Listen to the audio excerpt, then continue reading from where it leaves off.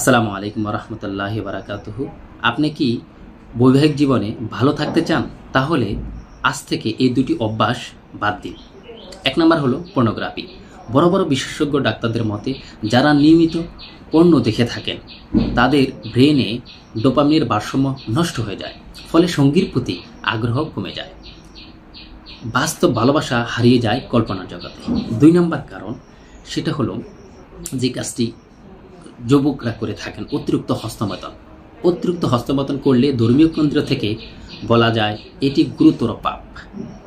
কিন্তু অতিরিক্ত হস্তমৈথুন যারা করে থাকে তাদের শারীরিক এবং মানসিক ক্লান্তি তৈরি হয়, সঙ্গীর প্রতি আগ্রহ কমে যায়, ভালো লাগা ভালোবাসাটা ধীরে ধীরে কমতে থাকে, ফলে সংসারে ঝগড়া বিবাদ লেগেই থাকে, একসময় বিচ্ছেদ পর্যন্ত ঘটে।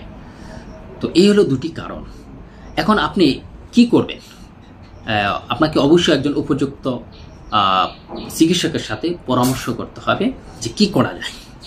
পাশাপাশি আপনাকে দাম্পত্য জীবনে যত্নবান হতে হবে। মানসিক কাউন্সিলিং এবং হরমোন টেস্ট যা প্রয়োজন সময়মতো তা করে নেবেন। সম্পর্ক টিকে থাকে যত্নে, আসক্তিতে নয়। এই ধরনের সচেতনমূলক ভিডিও পেতে অবশ্যই আমাদের আরোগ্যখানা ইউটিউব চ্যানেলটিকে সাবস্ক্রাইব করে রাখবেন। আল্লাহ হাফেজ।